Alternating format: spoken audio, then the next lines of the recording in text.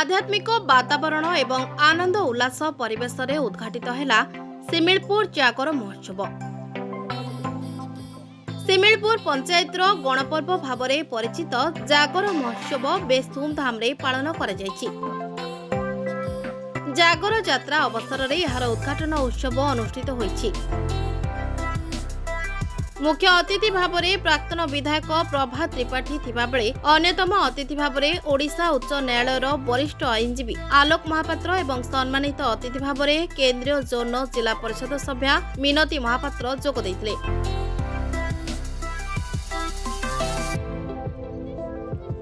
बांकी उपखंडर पार्वण एवं सांस्कृतिक मानचित्र रे दैर्यत्विक कला संसद आनुकूल्य रे सिमिलपुर हरिराजपुर पवित्र शिवरात्रि अवसर रे देवदेव महादेव सिद्धेश्वर पीठरे यही उत्सव एक अनन्य स्थान 18 वर्ष भितर बांकी उपखंड सांस्कृतिक मानचित्र रे निजस्व उद्यम पाई।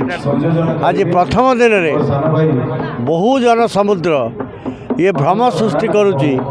ये बांकी महोत्सव भली ये मध्य एक विपुल सांस्कृतिक उत्सवर मशाल बांकी प्रज्वलित करिव एवं देवदेव सिद्धेश्वर अपार करुणारू ये महोत्सव सफलतार बार्ता देव। सामाजिक सद्भावना भाईचारा सामाजिक संप्रीति सांस्कृतिक मशाल को प्रज्वलित करी ये अंचल विकास प्रक्रिया को आउ दीपाद आगू नहीं पार। आज उद्घाटन दिवस में मुझे आशा जय माता चर्चिका जय बाबा सिद्धेश्वर। हाँ दर्शक बंधु आमर जागर महोत्सव 2024 प्रथम पर्याय उद्यापन क्षमा करेंगे उद्घाटन दिवस तेरे समस्त मोर हृदय अभिनंदन एवं त्रैज्योतिक कला संस्कृत तरफ आपण समस्त को सादर स्वागत। तेरे दर्शक बंधु चाहू चाहू गोटे वर्ष अतिक्रम कला पुणी थे आसला 2024 जागर महोत्सव आपण तेरे दर्शक बंधु जेहेतु आज उद्घाटन संध्या निश्चित पक्ष विलंब होती तेरे आपण मैंने भी समस्ते आमर आज हूँ पवित्र महाशिवरात्रि। यही शिवरात्रि रे समस्त भक्त माने उजागर रही महादीप को अपेक्षा करते। महादीप जिते उठी जाए एठार हजार हजार भक्त समागम हुए।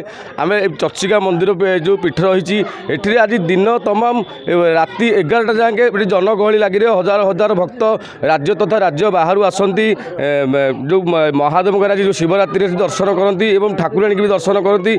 ये समस्त व्यवस्था कर सेवायत तरफ किभली ठाकुरंकर जो केतकी फूल लगे हरिहर भेट हे महादीप आम टाइम रखीचु 11टा समय महादीप उठो। ये महादीप उठापी समस्त भक्त मैंने आसती यही जगह को एवं ठाकुर अलौकिक शक्ति तार महिमा को पाइबापी यही शिवरात्रि मानसिक कले सबू पूर्ण हुए बोली जहाँ रही पुराण कथित रही लेखा अच्छी। आज 108 गरारे ठाकुर को सकाଳେ आज मार्जना करागला। मार्जना पर जिते जो तार रही समय अनुसार जो मंत्र पाठ एवं जो शोक उच्चारण आम सेवायत द्वारा कराए। महादेव प्रति जो केतकी टाइम अच्छी केतकी फूल रात्रि जो प्रहरी लागू केतकी फूल लागू हरिहर भेट हम महादीप आज दिन हूँ स्पेशल दिन। जो महादीप को जी दर्शन करे कोटि जन्मर पुण्य फल मिले जहाँ आशा रही। प्रथमे सिद्धेश्वर महाप्रभु निकट में पूजा अर्चना करा सह ठाकुर निकटरू ज्योति बाहरी समग्र अंचल परिक्रमा कर सारिबा परे सभा स्थल को अणाई अतिथि मान द्वारा स्थापन करा परे सभा कार्य आरंभ होइतिला।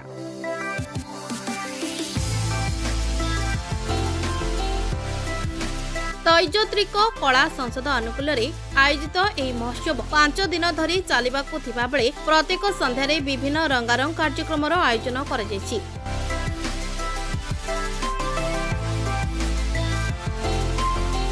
आज जागर महोत्सव उद्घाटन समय यथार्थ पूजा अर्चना एवं देवादी वंदना सब चली लोक भक्तर समागम एठे भीषण भिड़। ये ठाकुर प्रतिज्ञा बहुत ବହୁତ ଲୋକ ଯିଏ ଯେଉଁ କାମରେ ମନସ୍ଥ କରିଛନ୍ତି ସମସ୍ତେ ମନସ୍କାମନା ପୂର୍ଣ୍ଣ କରିଛନ୍ତି।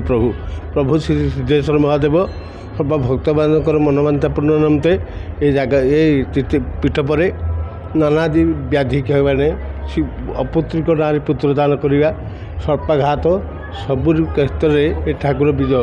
ଆଜି ସ୍ୱତନ୍ତ୍ର ପୂଜାର ପ୍ରଭାତ ସମୟରେ ପ୍ରଭୁଙ୍କର ଅମୃତମଣି ଏବଂ ମଧ୍ୟାହ୍ନ ସମୟରେ ଖେଚୁଡ଼ି ଭୋଗ ଏବଂ ବାଳଭୋଗ ଆଉ ସନ୍ଧ୍ୟା ଆଳତି ସମୟରେ ଅମୃତମଣି ଦିଆଯାଏ।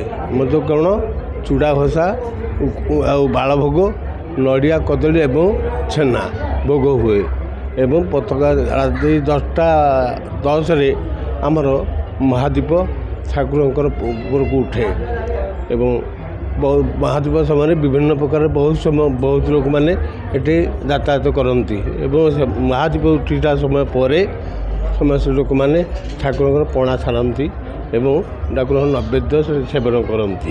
ବହୁତ ଆଜ୍ଞା ବହୁତ ଜାଗାର ଲୋକ ଆମର ଆଶପାର୍ଶ ମୌଜା ପଙ୍କଜପୁର ଚାରିହାରିଆ ହରିରାଜପୁର ଶିମିଳିପୁର ଏବଂ କରବର ଶୁକୁଆଖଳା ଆଉ ବିଲିପଡ଼ା ମନ୍ତ୍ରୀ ସାହି ଜୋରକୁଳ ବିଲିପଦନପୁର ଏବଂ ରାମଚନ୍ଦ୍ରପୁର ଧରି ବାଙ୍କି ବେଦପୁର ଆମ ବାଙ୍କିର ସମସ୍ତ ଭକ୍ତମାନେ ଏଠାରେ ବହୁତ ପରିମାଣରେ ସମାଗମ ହୁଅନ୍ତି। ସ୍ୱତନ୍ତ୍ର ପୂଜାତନରେ ଆଜିର ପ୍ରଥମ ଦିବସରେ ଆମର ଏଠାରୁ ମହାପୂର୍ଣ୍ଣ ଦୀପଯଜ୍ଞ ଠାକୁରଙ୍କର ଯାଇ ଜାଗର ମହୋତ୍ସବ ପାଖରେ ଉଦ୍ଘାଟନ ହୁଅନ୍ତି।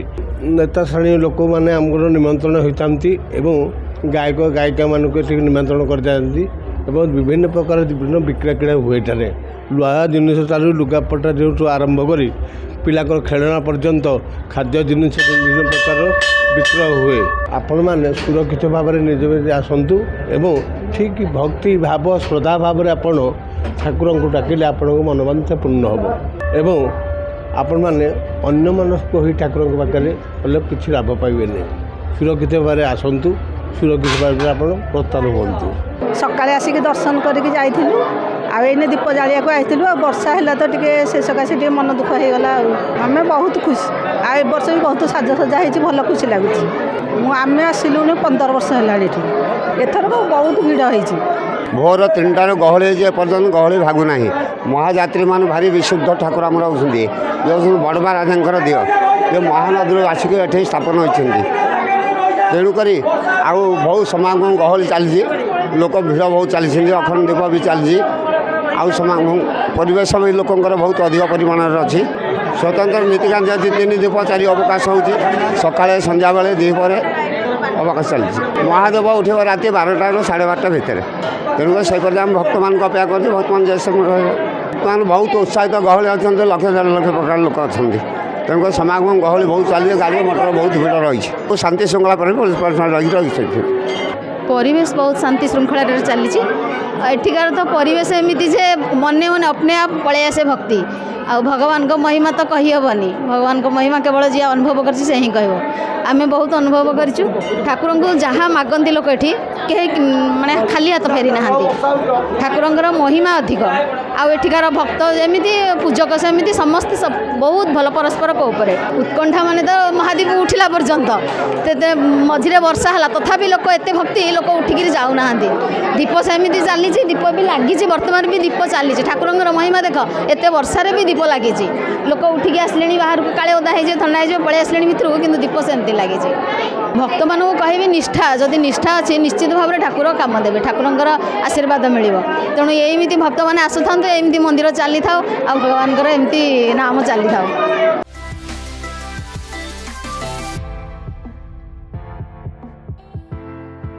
ତେବେ ଗାଁ ଗହଳିରେ ଥିବା ପ୍ରତିଭାମାନଙ୍କୁ ଆଗକୁ ନେବା ପାଇଁ ଏହାର ମୂଳ ଲକ୍ଷ୍ୟ ଥିବା ବେଳେ ଭାଇଚାରା ବଜାୟ ରଖିବା ପାଇଁ ଏହି ମଞ୍ଚ ସଦା ଚେଷ୍ଟିତ ବୋଲି ସଭାପତି ଦେବୀଦତ୍ତ ବିଭୂତି ରାୟ ପ୍ରକାଶ କରିଛନ୍ତି।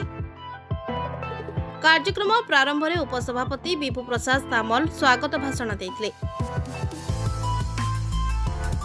ପ୍ରଭୁ ସିଦ୍ଧେଶ୍ୱରଙ୍କ କୃପାରୁ ଚଳିତ ବର୍ଷ ମହୋତ୍ସବର 18ତମ ସଂସ୍କରଣ ଆୟୋଜିତ ହେଉଛି। ବାଙ୍କିରୁ ସରୋଜ ରଣାଙ୍କ ରିପୋର୍ଟ, ରେନବୋ ମିଡିଆ।